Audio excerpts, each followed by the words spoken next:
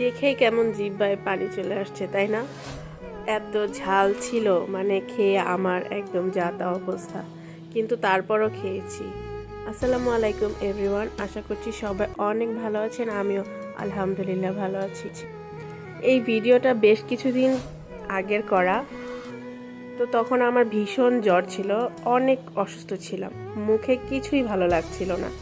আর ফেসবুকে দেখলাম এরকম একটা ভিডিও, মানে লেবু এইভাবে মেখে খাওয়া যায়, তো এটার নাম হচ্ছে কি লেবুর ললিপপ।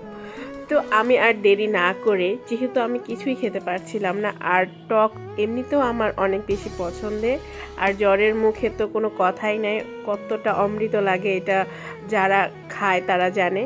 তো যাই হোক, আমি আর দেরি না করে বানিয়ে ফেললাম হচ্ছে লেবুর ললিপপ, তো সেটা আবার আপনাদের সাথে শেয়ার করে ফেললাম। তো প্রথমে আমি এরকম 4-5টা লেবু নিয়েছি। তো লেবুগুলো এইভাবে খোসা ছাড়িয়ে নিয়েছি, একটু মোটা মোটা করে খোসা ছাড়িয়ে নিয়েছি। তো এগুলো কিন্তু আমি আবার ফেলে দিব না, ওইখানে কিন্তু যথেষ্ট লেবুর রস আছে, এটা ভাত দিয়েও খাওয়া যাবে, কিন্তু আমি শরবত বানিয়ে খেয়েছিলাম। তো লেবুগুলো আমি খুব মানে মনোযোগ দিয়ে কাটছিলাম, আর মানে টক দেখলেই আমার হচ্ছে জিহ্বায় পানি চলে আসে, এরকম একটা মানে আমি কি বলবো, টক লাভার। যাই হোক, লেবুগুলো কাটা শেষ, এখন এটাকে স্টিকে ভরে নিচ্ছি। এই স্টিকগুলো মেনলি হচ্ছে শিক স্টিক। তো এগুলো যে কোনো গ্রোসারির দোকানেই পাওয়া যায়, যে কোনো সুপার শপে পাওয়া যায়। তো এই তো লেবুগুলোকে আমি খুব ভালোভাবে গেঁথে নিয়েছি। এখন সেই স্পাইসি মশলাটা তৈরি করব, মানে যেটাতে আমি লেবুগুলো মাখাবো। এর জন্য আমি এখানে 3-4টা শুকনো মরিচ তেলে নিয়েছি। এখন এইখানে লবণ দিয়ে দিব, আর এটাকে খুব ভালোভাবে মেখে নিব।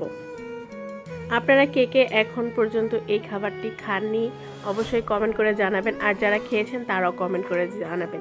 যারা খাননি তারা অবশ্যই বানিয়ে খাবেন, এটা কিন্তু খেতে দারুণ।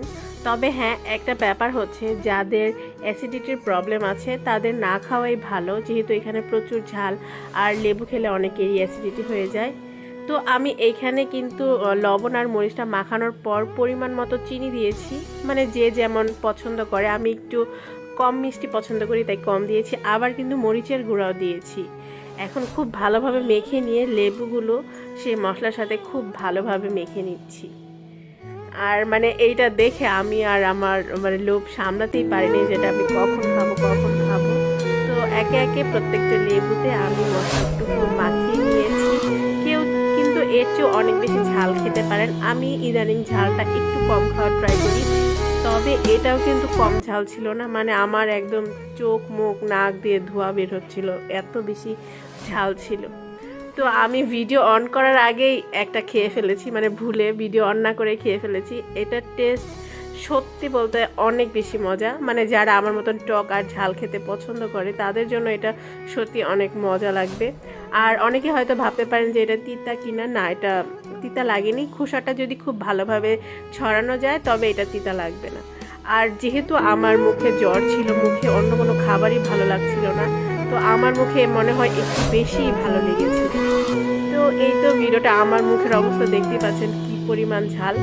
তো আজকের ভিডিওটা এই পর্যন্তই, সবাই ভালো থাকবেন, সুস্থ থাকবেন, আর ভালো লাগলে অবশ্যই ভিডিও সম্পূর্ণটাই দেখবেন।